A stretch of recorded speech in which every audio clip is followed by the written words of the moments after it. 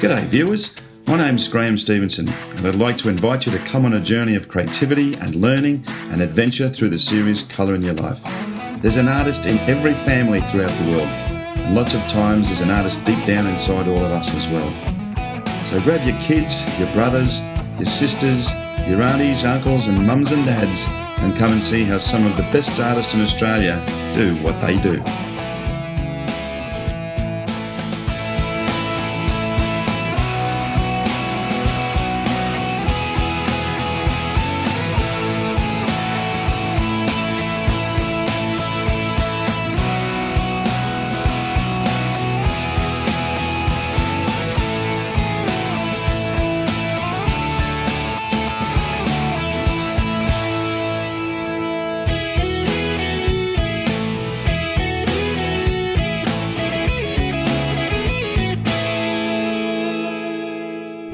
G'day viewers. Well, we're going to go down and see an artist today called Nick Broughton. Nick's a bit of a cross between Picasso and Chagall in his own special style, but he's a very, very talented guy. As you can see behind me, the panorama of Surfers Paradise. He lives in the hills of Mudgery-Bar, but he's got a great little studio and we're going to duck down there and see how he is. So come along for the journey.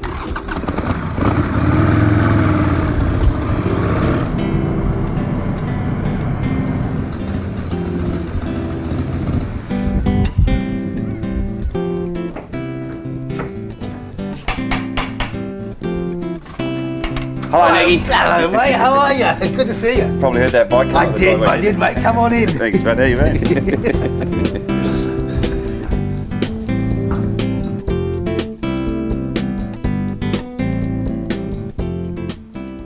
Ladies and gentlemen, I'd like you to meet a really good friend of mine, a gentleman who is a wonderful artist, abstract expressionist. I'd like to introduce you to Mr. Nick Broughton. Hello. Nick has been an artist for quite some time now, and I met you many, many years ago. Yep. And Nick is, I think, really climbing the ladder to success in this business. But we're going to spend the day with Nick, and he's actually going to show us how he's going to paint one of his very iconic paintings of Brazilian favelas. Favelas. They're in Rio, really, aren't they? Well, they're all over the world, really, where there's poverty, which is everywhere. What's your influence and what's your background for actually creating pictures of favelas then?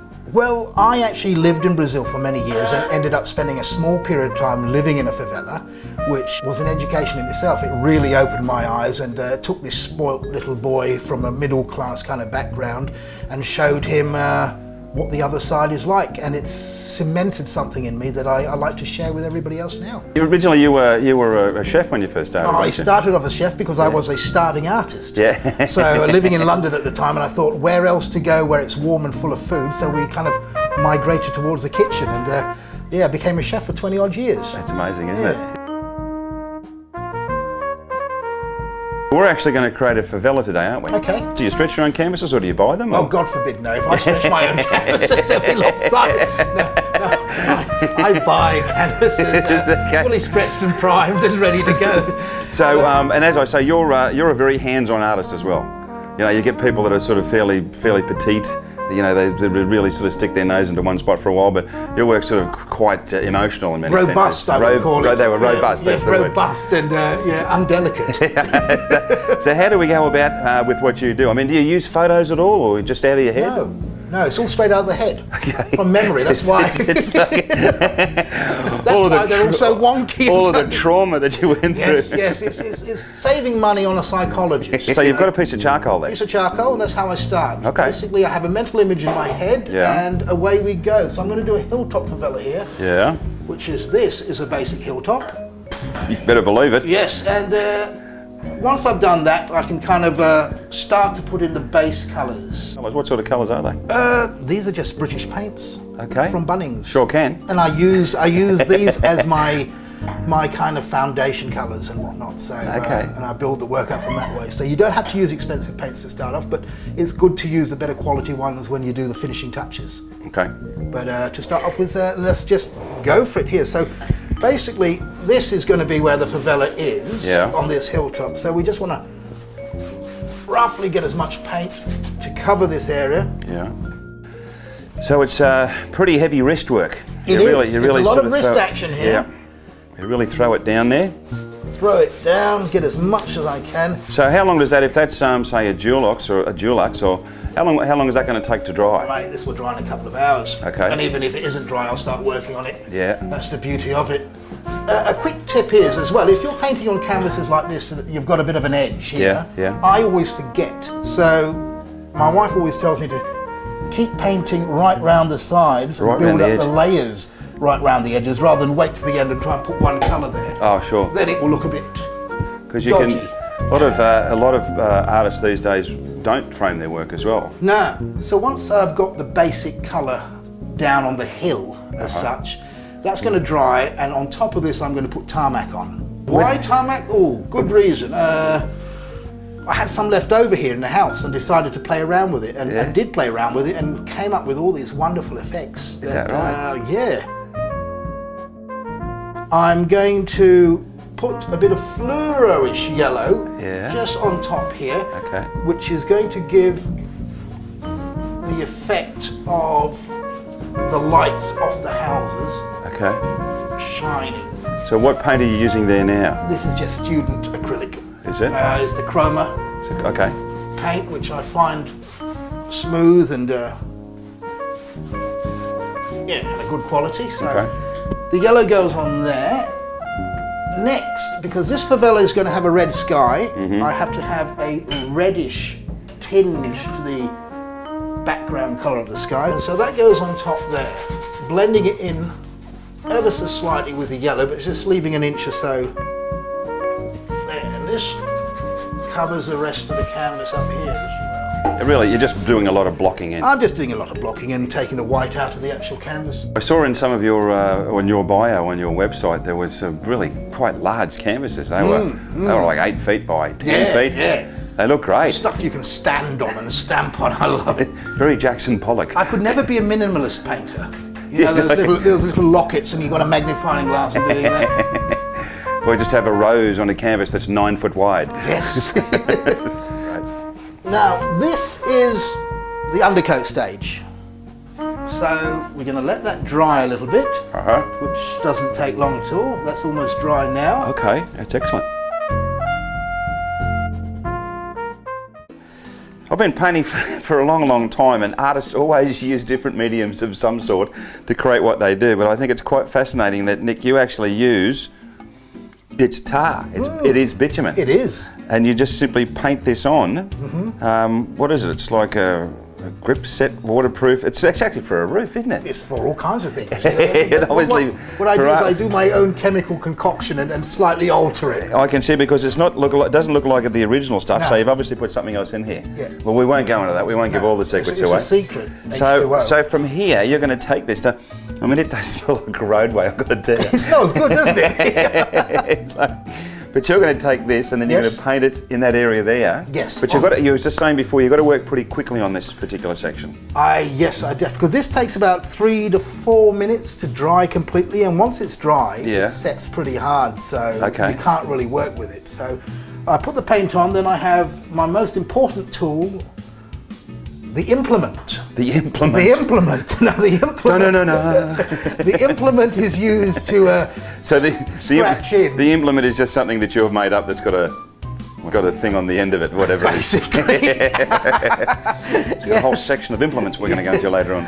So what I'm going to do now is going to cover this area in bitumen tar, and before it dries I'm going to use the implement and I'm going to scratch in all the little houses. So here we go. I've got to work quickly on this one. Here we go. So as you can see, I'm taking great care with every single little corner. Do you cook like this, Nick? I do, actually. So you're basically putting on the tarmac in big blobs and whatnot. Yeah. And I'm trying to keep the grain, if you can see, going across. The texture, yeah. And so, to get that grain, I'm using a brush that's been dipped in water, but has other paints on it from before. Yeah, so why do you want the grain there?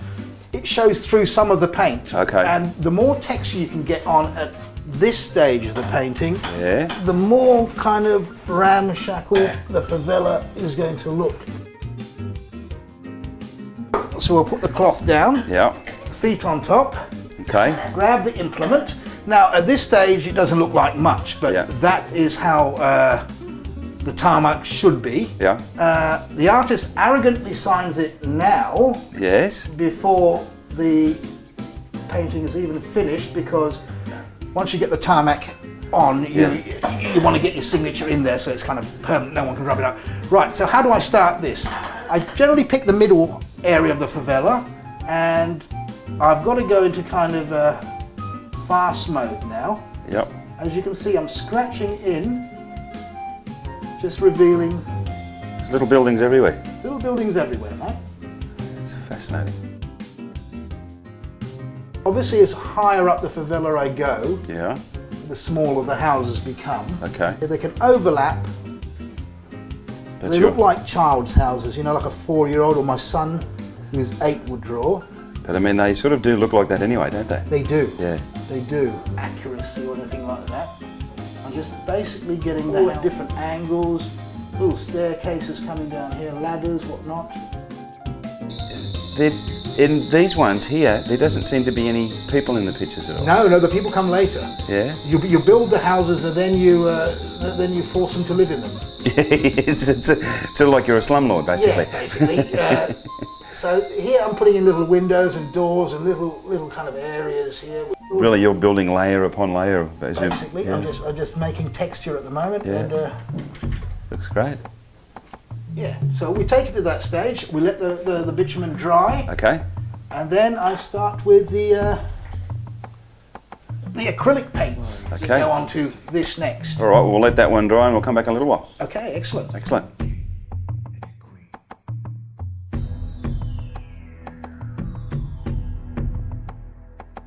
The canvas dry, as you can see, the tar's dry, and actually you're saying, Nick, that the lines actually close up a little Yeah, bit. they do a because bit, yeah. As the tarmac shrinks or whatever it does, yeah.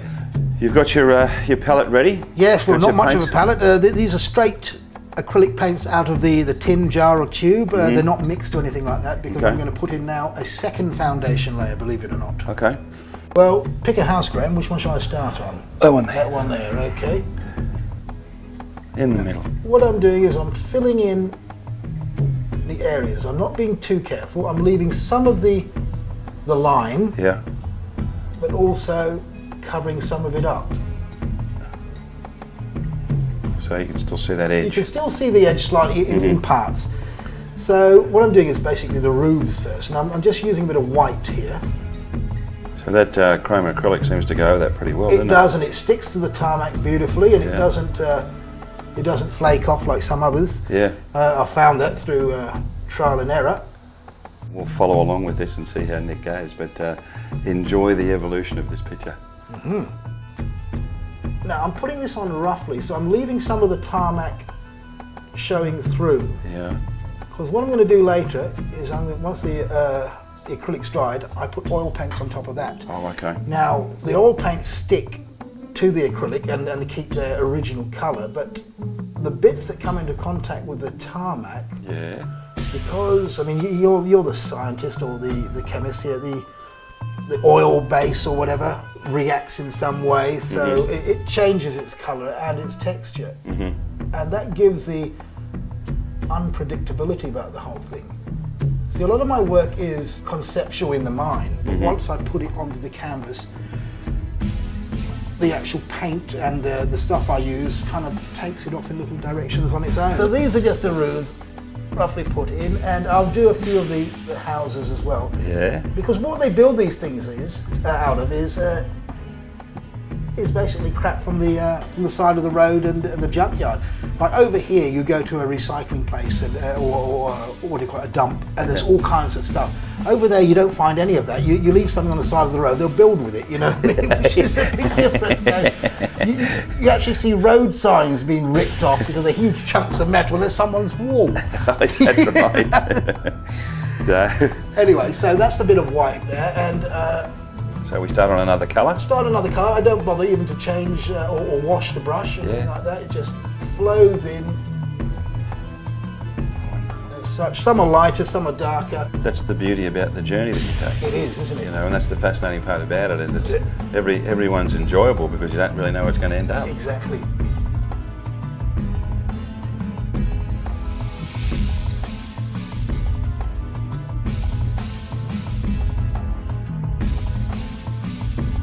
Nick's about to do now is he's got some modelling paste. You've got some chroma modelling paste there, mate? That's right, mate. And what you do now is you actually build up that texture on the top of those roofs. Yeah.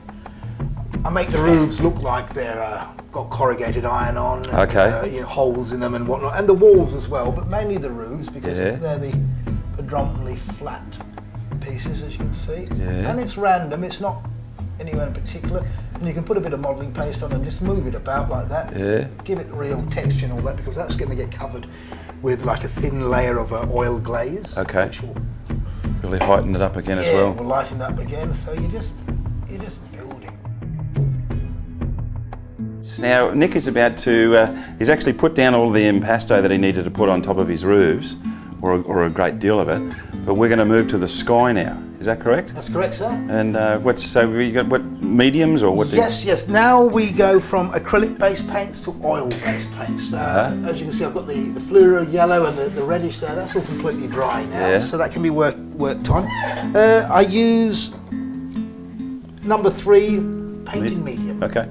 I put a dollop of that in. Yeah. As you can probably see at home, viewers, I eat a lot of tin tuna. But they're great. I thought that might have been the cat. No, that's me.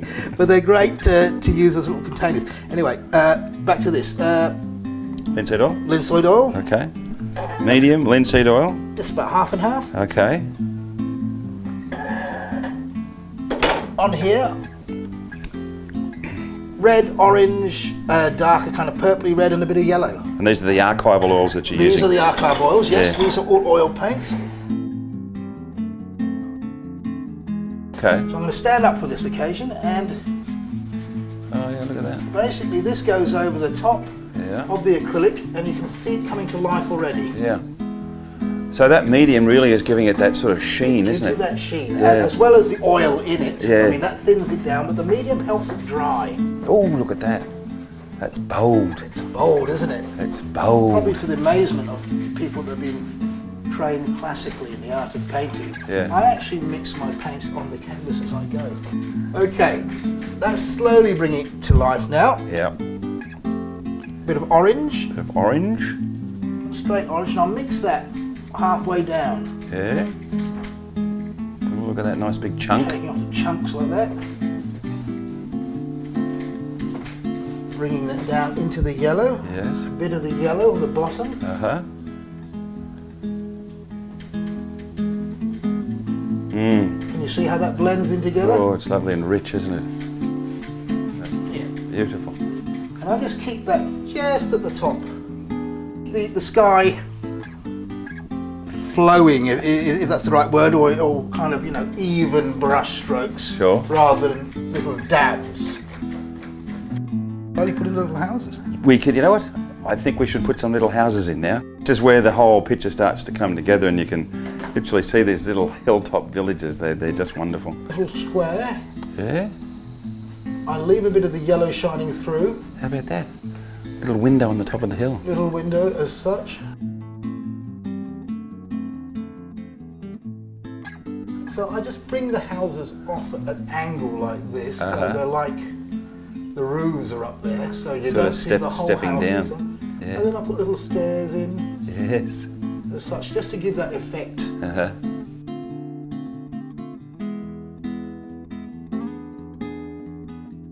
So I heard your young son Max is a bit of an artist as well. Oh, he likes to dabble, yes. Uh-huh. He always likes to come down here and say, can I put my name or can I draw myself in one of the windows or something like that. So I usually let him. So, but then when I sell the painting, he demands a fee. Is that right? He's not stupid. The older favelas in Brazil, they don't actually have any electricity going to the favelas. So what they do is if you go to one of these power poles on the outskirts of a favela, you'll see literally 1,000 wires coming off it, where everyone's just gone with bulldog clips and clipped in their own thing, and they put a little person there with a submachine gun on guard for the power pole. So if the electricity board try and come and turn it off, they shoot them, so they get free electricity. Oh goodness.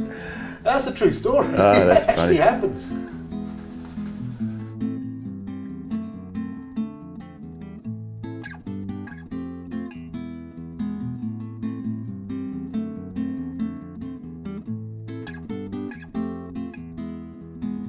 Okay, Nick, so from here, you're going to go back and start to do the roofs, but you're going to use Australian red gold to do that. And you obviously wash it down a lot, do you? Or? I use the same little same mixture concoction over there, and straight on the plastic palette. And this is all pretty much dry now. Okay. From some of those ones with the modelling on, so I'll do the other ones. But okay. Plenty of liquid with these because I'm just basically glazing them. So you can see what I'll do is I won't even dip it again. I'll just keep going to the next and it just sort of runs over. It gets lighter as the colour. Even that's a bit thick. So what I'll do is I won't even dip it again. I'll just keep going to the next one. Okay. And it gets lighter as the difference in colour? Yes. Much of white. I'm going to cover most of these little roofs. And that goes on top of that. Or is it you told me? That can, don't worry if that runs. Carry on through to this. Now if you keep your eyes on these, especially like this one here, all that black will start to bleed through and you'll get a totally different effect. That's already starting to happen there.